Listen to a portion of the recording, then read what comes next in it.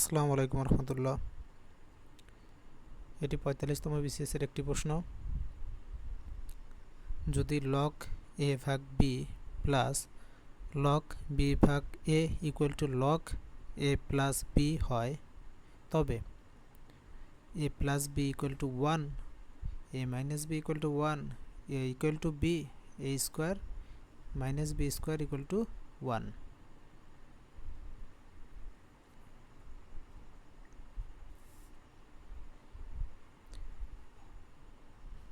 দেওয়া আছে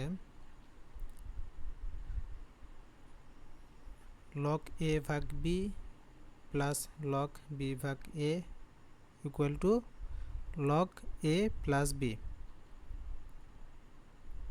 এখন আমরা লগকে কমন নেই, তাহলে লগ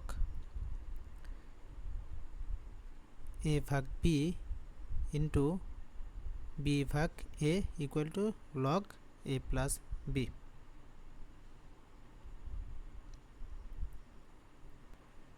এখানে যেহেতু প্লাস চিহ্ন আছে, তাহলে আমরা প্লাসের পরিবর্তে এখানে গুণ দিয়েছি। যদি এখানে মাইনাস চিহ্ন থাকতো তাহলে এখানে ভাগ চিহ্ন হতো।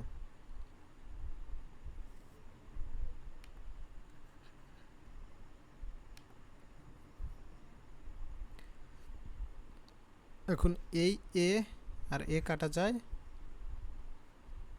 বি বি কাটা যায়।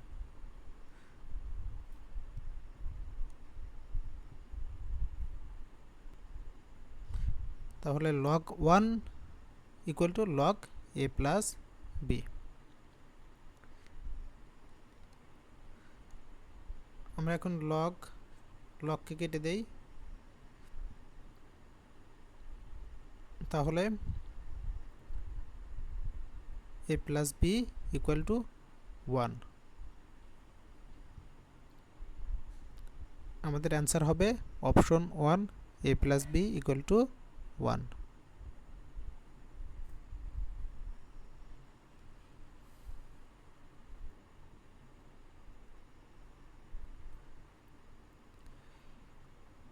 উনত্রিশ থেকে 38 পর্যন্ত সংখ্যা হতে যে কোনো একটি ইচ্ছামতো বেছে নিলে সেটি মৌলিক সংখ্যা হওয়ার সম্ভাবনা কত?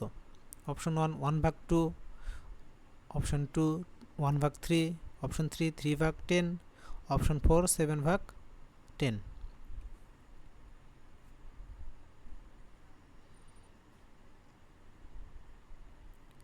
29 থেকে 38 পর্যন্ত সংখ্যা 10টি।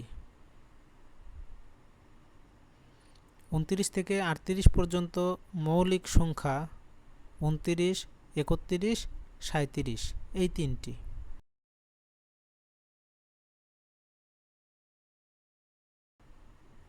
তাহলে সংখ্যাটি মৌলিক হওয়ার সম্ভাবনা 3/10, অর্থাৎ অ্যান্সার হবে অপশন 3 3/10।